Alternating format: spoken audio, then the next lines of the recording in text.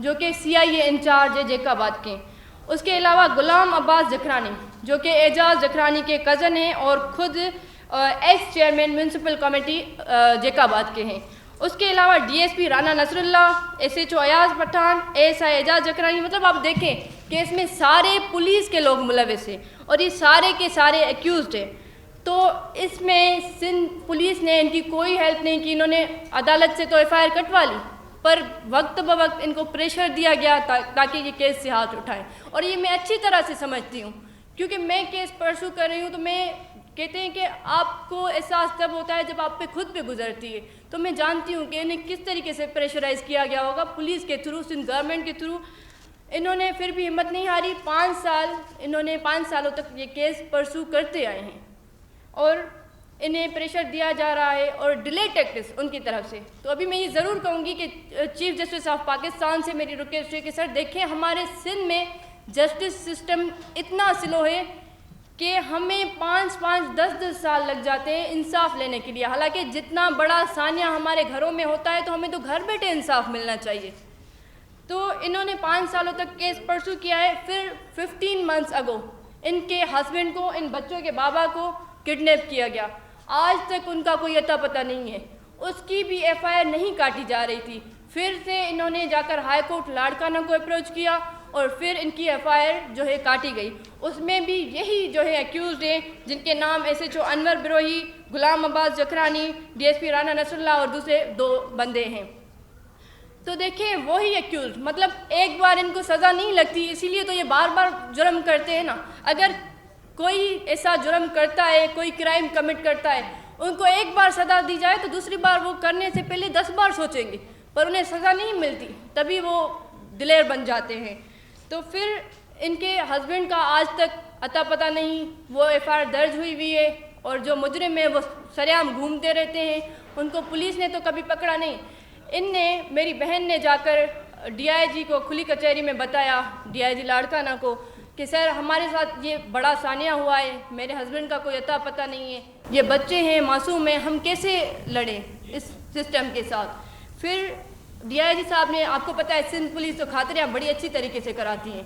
वो मुझसे ज़्यादा आई थिंक कोई नहीं समझ सकता कि सर पे हाथ भी रखते हैं, आपको आसरे भी दिलासे भी देते हैं। फिर इन्हें कहा गया कि ठीक है, हम आपका जो है आपके हस्बैंड को रिकवर कराएंगे और आपके केस में जो मुलविस हैं जवाबदार उनको हम सज़ा दिलाएंगे। सिंध पुलिस ने इनको खातरी तो करा दी।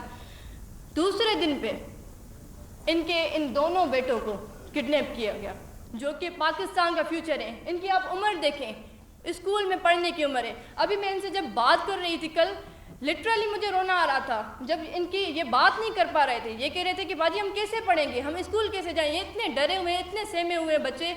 मतलब पाकिस्तान के फ्यूचर के साथ ये क्या मजाक किया जा रहा है। और दूसरी बात, मेरा सवाल IG सिंध से कि सर आप क्या चाहते हैं, आपकी क्या डिमांड है, आप बताएं। आपने मेरे केस में तो जागीरदारों और सरदारों के पैर पकड़ लिए, आपने उनके साथ तो डील कर ली, ठीक है डील भी करा लें, इनके बाबा को तो वापस लेके आए ना, ये आपका जिम्मा है। ये हमेशा कहते हैं मेरे केस में एक मैन जो मुल्जिम है उसको तो अरेस्ट नहीं किया इन्होंने, दूसरे 4 मुल्जमान हैं उनको भी, वो एब्सकॉन्डर्स हैं, उनको भी पुलिस अरेस्ट करने के लिए तैयार नहीं है। सिंध पुलिस के लिए मैं ज़रूर कहूँगी कि सिंध पुलिस का नाम चेंज करके नाहिल पुलिस रखा जाए, क्योंकि इनके साथ सिंध का नाम नहीं जचता। ये जागीरदारों सरदारों के नौकर बने हुए हैं। मैं ज़रूर कहूँगी क्योंकि IG साहब ने खुद जाकर डील किए, मैं दावे के साथ कहती हूँ, सरदारों और जागीरदारों के साथ। तो ये सिंध गवर्नमेंट, सिंध पुलिस सारे आपस में मिले हुए। और दूसरी बात ये ज़रूर है कि सिर्फ मेरा केस नहीं, सिर्फ अदी यास्मीन का केस नहीं, इसमें माहिन चांडियों का मैं ज़रूर बताऊँगी कि उनके घर में 3 मर्डर हुए इसी साल में और उनके 8 एब्सकॉन्डर्स हैं, उनको पकड़ा नहीं गया। उसके अलावा फजीला सर की सबको पता है, उसको 13 साल हुए। एक छोटी बच्ची जिसको किडनैप किया गया था, आज तक पुलिस रिकवर नहीं करा पाई। नायाब उमरानी का सबको पता है, सिंध की बेटी, वो दरबदर है इंसाफ के लिए। फरजाना चांडियों कंबर से, ऐसे में हज़ारों आपको एग्जाम्पल्स दे सकती हूँ जिसमें सिंध पुलिस कोई रोल प्ले नहीं करे। तो ये डिपार्टमेंट किस लिए बनाया गया है? मैं IG साहब, मैं ज़रूर कहूँगी ये पूरी जो लापरवाही है IG सिंध की है, उसके नेग्लिजेंस की वजह से हो रहा है। अभी मैंने सुना कि इनके केस में जो SHO अनवर बिरोही है उसको सस्पेंड किया गया है। मेरे केस में IG साहब ने 4 SHO सस्पेंड किए। तो IG साहब आप कितने ऑफिसर्स सस्पेंड करते हैं?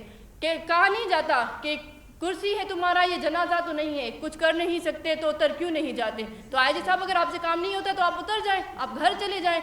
बाकी सिंध में लोगों के साथ बढ़ती हुई ज्यादतियाँ, इतने जुल्म, इतनी नाइंसाफियाँ क्यों हो रही है, इस पे तो इसके लिए मैं ये चीफ जस्टिस ऑफ पाकिस्तान से रिक्वेस्ट करती हूँ कि सर इसकी एफआईआर आईजी सिंध पे होनी चाहिए कि आईजी सिंध खुद रोल प्ले नहीं करे। कितने ऑफिसर्स को आप सस्पेंड कराएंगे, कितने ऑफिसर्स को आप सजा देंगे? आईजी साहब खुद आप देखें, आप खुद मॉनिटर करें, आपका ये जिम्मा है, ये हमारा जिम्मा नहीं है। आज मजलूमों के साथ बैठकर मैं प्रेस कॉन्फ्रेंस कर रही हूँ, हालांकि ये आपका जिम्मा था कि आप इनको घर बैठे इंसाफ दिलाते। दूसरी बात, कोई इनकी रिकवरी नहीं हुई है। सिंध पुलिस ने इन पे इतना तशद्दुद किया, जब ये बात मीडिया पे आ गई, अगर ये चुप करके डर के घर बैठ जाते तो जाहिर है इनका भी कुछ नहीं बनता, इन छोटे बच्चों को भी शायद मारा जाता, इन पे भी तशद्दुद किया जाता। तो मेरी डिमांड यही है कि इनको जो किडनैप किया गया था उसकी एफआईआर होनी चाहिए। और चीफ जस्टिस ऑफ पाकिस्तान से मैं ये रिक्वेस्ट करती हूँ कि काइंडली सर इस केस का आज यहाँ पे बैठकर प्रेस कॉन्फ्रेंस करने का जो मेन मकसद है यही है कि इस केस का आप सोमोटो एक्शन लें और खुद आप इसमें आईजी सिंध को इन पर्सन बुलाएं और आप उनसे इंक्वायरी करें, उनसे पूछें कि ये क्या माजरा है आपकी सिंध पुलिस में, क्योंकि ये जो सारी भर्तियाँ करते हैं वो सियासी भर्तियाँ होती हैं। आईजी साहब ने तो खुद एडमिट किया, ये रिकॉर्ड पे चीज़ पड़ी हुई है कि मेरे पीठ पीछे सारी, सर आपके पीठ पीछे क्यों, आप तो चीफ हैं, आप तो कुछ भी कर सकते हैं। तो आईजी सिंध साहब आप खुद देखिए, आप इसमें रोल प्ले करें, ऐसा ना हो कि सारे सिंध के मजलूम जो है इकट्ठे होकर आपके रास्ते रोके।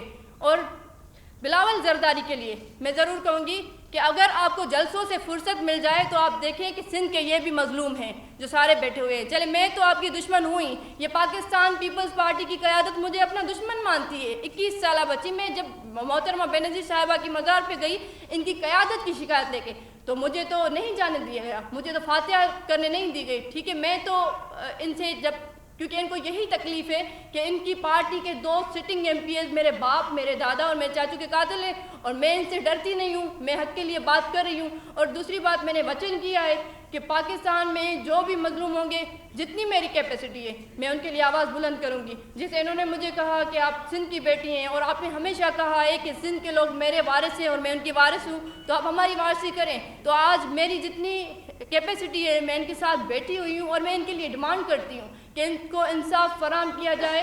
अदरवाइज़ मैं इनके केस को भी ऐसे ही परसू करूँगी जिसमें अपने केस को परसू करती आ रही हूँ। और मुझे यकीन है अल्लाह की ज़ात पे और पाकिस्तान की अदालतों पे कि पाकिस्तान की इस बेटी को कभी मायूस नहीं किया जाएगा। शुक्रिया।